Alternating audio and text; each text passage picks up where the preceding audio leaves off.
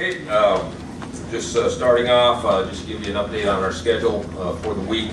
Today is our off day. This will kind of be our normal cycle from here on out. Then Tuesday, Wednesday, Thursday, our practice days. We'll meet as a staff later on today to determine what field we'll be on, whether we're outside on the grass or on the stadium. So we haven't made that decision yet, but it'll be a normal home game type schedule for us. And looking at the team coming out of the Illinois game, health-wise, it came out pretty well. It's one of those things we never quite know. There always can be some surprises here on Tuesday. So instead of speculating, I'll kind of hold off any comment on any of the injury situations or even guys coming back from the injury status.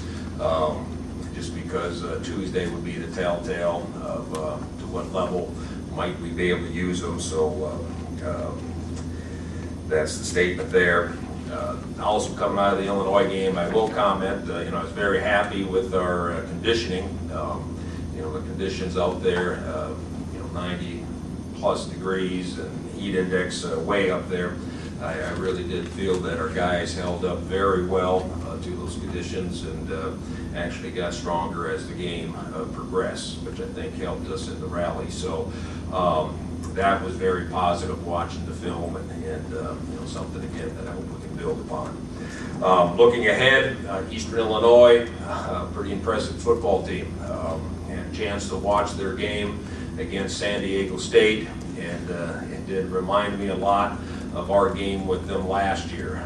San Diego State kind of back and forth with them up until the third quarter where it was tied, and then Eastern Illinois put together a string of big plays, some quick scores, and next thing you know, it's 40-19. And San Diego State committed 5 turnovers, had a block kick, and also had a punt return for a touchdown. So, Eastern Illinois still very opportunistic as far as their style of play is concerned. Offensively, really impressed with their timing of everything. You can tell that they've had a year now under their belt as far as executing that offense. That was very impressive. I think their defense is very good. In fact, I think that they kind of fly under the radar since so much attention is given to the offense. But they have 8 starters returning on the defensive side of the ball, and especially with their linebacker core and their secondary, that's an experienced unit right there. And then their kicking game, I think, is very good. They have some all-conference kickers coming back, some guys that are on the preseason watch list. So this is a pretty good football team, and there's a reason why they'll be ranked nationally. I haven't seen any polls or anything, but I'm imagining that they'll be ranked up there pretty high, and deservedly so. So that puts the challenge out for us, and that's the challenge that we're going to be preparing for and that we're going to be ready for. So that's what makes this schedule that we have here pretty exciting. This is a pretty significant game here already in game 2. So I'll open it up for questions. Last year when you played them, you guys didn't have any film on them, and that obviously was a factor. How much of a difference do you expect that to make this year? Just you have the film on them, you faced them last year, you generally know what to expect from their offense. Well, last year we really were kind of walking through a dark room and trying to figure things out as we were going through the game, and we stubbed our toe a few times. Hopefully that experience will help us in our preparation, and that's always a key, is just the experience factor. But at the same time, I think they've done a lot better as far as their execution of their offense, their defense. They've had some success. So the tables have kind of turned, where last year they were the team that had finished lower in the conference, and nobody was expecting to do anything. And now they're the favorites of the Ohio Valley and ranked nationally, and we're the ones trying to make a statement. You mentioned the rhythm. Is it they're better at the rhythm passing plays, which they do a lot of? Is there a certain technique your cornerbacks are going to be using to get them out of that rhythm? Well, and again, the word I use is timing. They're very good with the timing. With the high tempo offense, number one, you want to get the ball snapped as soon as possible. And then number two, you want to get the ball out of your hand as quick as possible. So, I mean, and it is a timing type concept that those offenses use. They want to be running, 90 to 100 plays a game. Sometimes they'll put the defense at risk, but they really don't, worry about that. Just get us the ball back. That's the offensive mentality in the high tempo offense. And, you have to be careful. Trying to take away one component specifically. The other thing that looked very good for them on Saturday was their run game. They rushed for 172 yards on the course of the night. They had Duncan, their running back, was a backup last year for them. I think he ran for 92 yards, and Little was the backup running back. He was 60 plus yards. So that's something where you have to be respectful of the game. You try to take something away specifically. You give up big plays. And if you look at their scoring drives, that's usually how they score.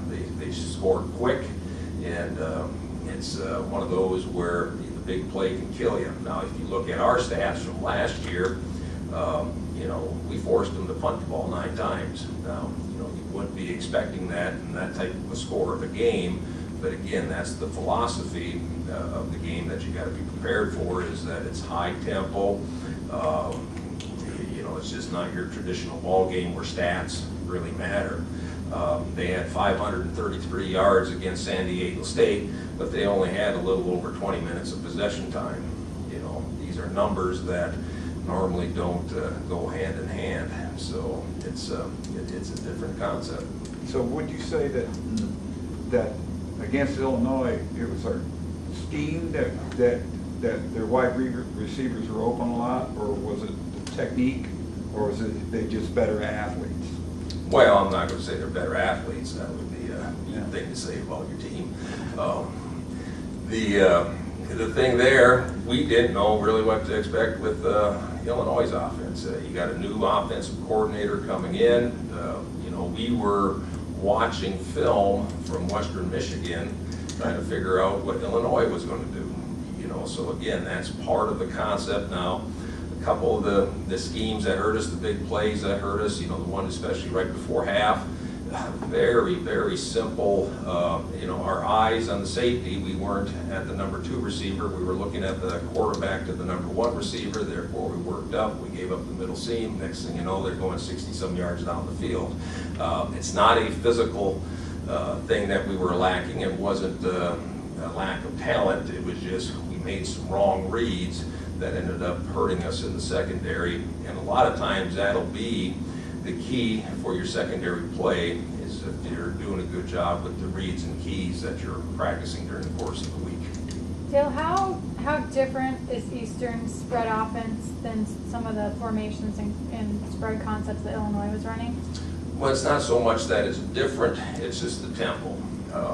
And again, it's a very high tempo where they just don't want you to be able to get adjusted defensively. And even the way they run it, I mean, there's times when their receivers are running wrong routes, but it's just, that emphasis on the quick release, quick snap, that's the key to their offense right there. And then you have a quarterback that has improved, I think, since last year. He's very comfortable now in this offense, has a quick release, and that's what makes him extremely impressive, is just his, it doesn't take him long to fling that ball out there, and I know that's why the NFL scouts are definitely taking notice of him. Is their tempo, is it quicker even than like Oregon's offense?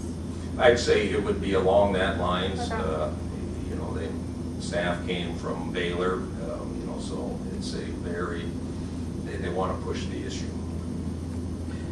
I guess how well, you have some new defensive guys, how well do you think you're prepared for a tempo like that Well, Saturday? that's what we'll find out. I mean, it's one of those things, we know what the challenge is. Again, not going to say anything other than, we need to prepare for it, and we need to be ready for it, and there's a lot of factors that can, affect our success. But right now, that's what we're getting ready for. This is a pretty good team coming in. And even though you gave up some big plays, you still feel pretty good about your secondary in general. Well, yeah, you look at what we did offensively or defensively against Illinois. We gave up too many big plays. I mean, you can't defend that. But there was 8 big plays that we gave up. Now you take the rest of the plays, which was like 59 plays, they don't get much. I mean, if you break it down in those terms, if we can knock some of those big plays out of the pitcher, all of a sudden we've had one heck of a day here defensively. And now with those big plays too, you take a look at why did you give those up. Some can be missed assignment here or there. Some can be, a bad call, wrong situation. So those are things that you're constantly trying to adjust and adapt. The thing I feel good about our defense is the fact that, you're looking at 57 of those, whatever number of plays, we were playing some pretty good defense. Of those 8 plays, the big ones that you guys gave up, the stuff that you guys were doing wrong, do you feel like it's stuff that's easily correctable, quick fixes? Well, what you look for as a coach is, was it there a physical mismatch, or was it just something that's very coachable? Was there a read a key type? And, there's a couple times there was some physical reasons. The first big play of the game, I mean, it's just took the ball through way down, and we were a little flat-footed, and they ran by us. That one's pretty simple to figure out what happened there. But those other type of plays, why did we jump the flat route when it was, right before half, and, you're playing a safety position, that's why coaches have gray hair. You're trying to, why did we do this? And, but that's very correctable. That's something that you get the comfort in playing the game and keeping the focus where it needs to be, and that's why you practice as often as we do. How would you describe Eric Laura? Is he a real physical wide receiver, or is he just super quick once he gets the football?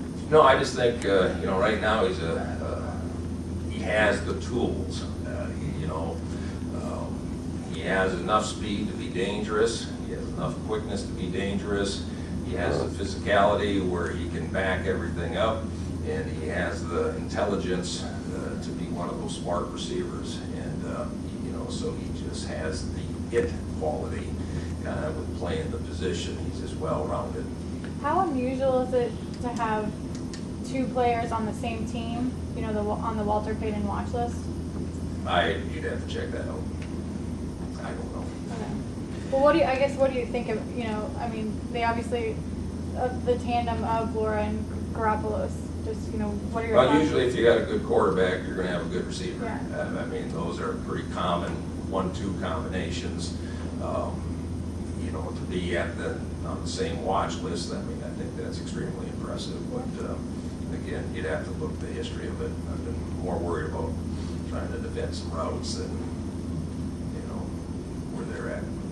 How would you grade out your offensive line for the Illini game, as far as how well they did on run blocking and pass blocking? Pass blocking, obviously, was with no sacks, was pretty good. Yeah, pass blocking, we were very solid.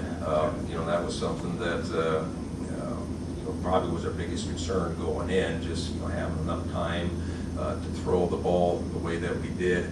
The run game, to be fair, when you get behind, then you start changing up your game plan a little bit. So the second half, when you're down 25-7, we did do a good job sticking with the game plan, but at the same time, we weren't, we were trying to move the ball down the field more so.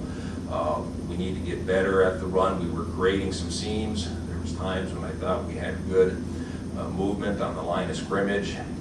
I think especially you look at some of our short yardage situations that we were in, we fared up pretty well. Would have liked to have a better run game, especially in the second quarter. That's when we really needed it to step up and be a factor. We weren't able to quite to get what we needed there.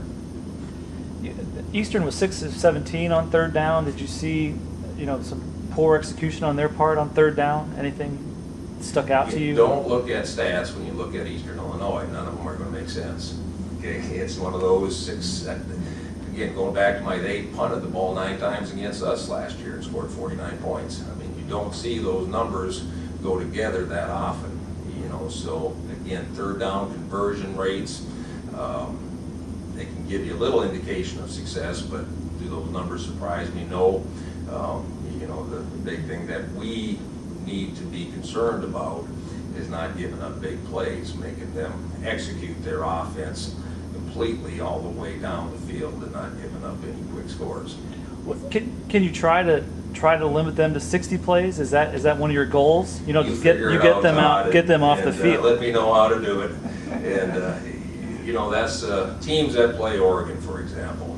I mean, it's just, you know, the best way you can have a 8.5 minute drive, and each time you have the ball, that's going to limit the number of reps. So sometimes your best defense is just staying on the field offensively. And but they are that rapid fire with their offensive plays. It's one that you just can never completely be comfortable. Even if you have a 3-score lead in a game, you can't be comfortable with that because they do have the quick strike ability. And or even if they're ahead 3 scores, they don't change their offense up. I mean, they're still throwing and chucking the ball around. You're going to have opportunities to come back because, you know, they're not going to have possession times any longer than, you know, 3 minutes. So it's just a unique style of offense. Are there any changes to the depth chart? As far as our depth chart, Yeah, well, that'll, again, the health, we'll see where everyone's at come Tuesday, and then we'll make decisions. We'll do that at that time. You know, Feeney almost had the biggest catch of the game, but he didn't have a catch period. Did you target him, or was he a big part of the offense that you wanted when to you put a last week? 6'7" receiver out on the edge there, and you know, you think back, well, which, you know, is there another play that you would rather call? You know, it's a throw catch. I mean, you can't simplify it much more than that. We get the throw, we get the ball where it was catchable, you know, we score, you know. So I think there, it wasn't that it was a bad call and we didn't, you know, execute it. The thing is, we just put a little bit too much air underneath it, and, you know, that was what Corey was told, make sure it's high enough where Adam's the only guy that can go up and get it, and we just had a little bit too much on it, and it's a game of inches. But before that, was he targeted? Well, I guess I expected him to be a bigger part of the offense before that. Well, again, he is a big part of the offense, but again, the game comes to you in different shapes and forms. You can't go into a game plan and say, all right, this guy's going to have 20 catches. That's not the concept. Now, when we were working the ball down the field, we were going to our playmakers. You saw Tay Willis make plays. You saw the Stephen McKinney make plays. You saw Michael Pruitt make plays. You know, so those are the guys that you like running in the open field, especially when you're playing catch-up ball. How have you seen Garoppolo's game mature over the last couple of years? It's his confidence now. He has a demeanor, you know, and that's where you kind of, I think the good quarterbacks, the great quarterbacks kind of separate themselves from everybody else, and just kind of how they handle themselves on the field, and his accuracy is very impressive. He's making some difficult throws and putting it right on the spot. So, you know, I just think that from what I saw against San Diego State, you know, he's a much more polished quarterback than what we saw last year. Is it safe to consider him one of the more elite quarterbacks in the FCS? Again, I would probably put him in that category, but I haven't seen the other quarterbacks.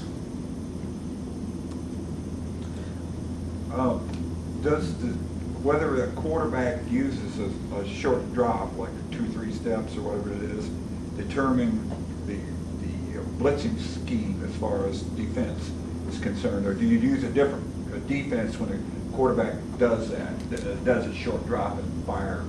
Well, it makes, anytime you got the quick passing game, you know, it makes it difficult to bring pressure just because you can't get there quick enough. And, you know, that's the challenge, and now there's certain schemes that you can try to get there, but at the same time, you know, you would sometimes... Is there a different way that you can blitz that you wouldn't do so if he dropped further back, would you blitz in a different manner to get to him in a Almost, short drop? you know, blitzing, bringing pressure on the drop back pass is easy. You know, bringing pressure on the quick passes, that's why teams do it. That's very difficult. Now, the difficult part of the quick passes is that a lot of times you're making decisions before the snap is even made as far as where you're going with the ball. Right. And sometimes that can be a little risky. Last week you had brought up, you know, the double passes from last year's game and the big plays, and you know, as coaches, has the game last year been something that, you know, during the off season you've thought about and just, you know, you're ready to have another shot at them this year, so to say, as coaches? Because it's been something that You're asking an obvious question, Yeah. you know that. don't I you? know. Okay, of course, we've been thinking about this game, so it was a very disappointing loss last year, and we weren't prepared to the level we needed to be, and you know, that's something that stays with you. Coach, Mike Cole's close to becoming the all-time leading receiving tight end in school history. Were you close to playing him when he was a freshman? I think you had, I want to say Brian Kearns was here at the time, but Yeah, there was no need to play him when he was a freshman, so, I mean, we were pretty good at the tight end position at that point in time, and we saw in the scout team, to be honest with you, Mike Cole was not heavily recruited out of high school. You know, so he was one individual that we came across, and we thought he was pretty special, but for some reason, a lot of schools never really pursued him that aggressively, and we saw the way he played on the scouts, and he was pretty good. You know, our defense had a tough time covering him, and he was making catches all over the place. And you know, I think that year of development was very beneficial for him to help him have the type of redshirt freshman year that he did, because I think that's where he got a lot of his confidence, was just that first year of development. Did you initially recruit him as a tight end? Yep, that was our initial thought from the very get-go, and again, we liked his athleticism, and then he's kind of developed into the complete package. You know, initially he wasn't as physical. You know, he worked hard on his run blocking and the physicality of the game. Now you're seeing a tight end that you know, is a pretty good package. what kinds of things have defense has done to take him away or try to take him away? Well, they always have somebody on them. That was the one thing in the Illinois game that they did early on, is you know, always had somebody assigned to Michael, and then that did open up other receivers. And then once the other receivers started making an impact, then you saw Michael start being more of a factor in our game. Is Moreland cleared to play now? As you were mentioning paperwork that they had to clear through the NCAA and stuff. Yeah, since the holiday, we gotta wait till tomorrow. Okay. Are you excited about opening at home, or is that another distraction this week for Always you? good to open at home, so, I mean, that's, you want to play at home, you want to be in front of your home crowd and everything that goes with it, so that first game of the season at home is always a special game. Do you like having two challenging tests and teams back to back right at the beginning of the season? Well, we have no choice, you know, and that's where, again, this schedule, I like it just because it's going to force us to be at a level that we need to be at right away. And, you know, there's not going to be any mystery about this team. Well, how good are we? We're going to find out from the results that we're experiencing. So, you know, that's the positive. A lot of times your biggest improvement, or one of them, will be from week 1 to week 2. You know, how do you get the most out of this week in practice? Well, it's just having a game. You know, there's so many situations that occur in a game. You really can't prepare your team for every single situation that they're going to be in. It's just not possible until you actually play a game. So that's why you see teams get better as the season progresses, because you get more game experience, and then you start understanding how to react in certain situations. You know, the pressure will probably be less because it all seems more natural. You know, performance levels should improve because of that, and you know, that's why you get better as the season progresses. And then, Coach, you moved Kinney to the kickoffs late. Do you think he's going to be the kickoff guy from now on, Thomas Kinney? Well, Oh, you're talking kick on the McKinney.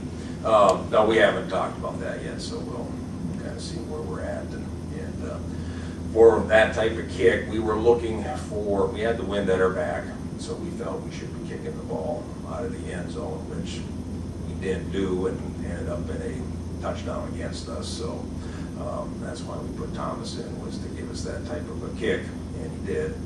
And you know, that was the reason why. Now, he also kicked one out of bounds, which was no reason to do that, especially when they were in an onside recovery mode. So that was disappointing. But his last kick, as far as putting it where he did on the field, gave us a chance to recover it. So you know, again, we'll make some decisions there during the week. One more question? Is that it? All right, thank you. Thanks, Coach.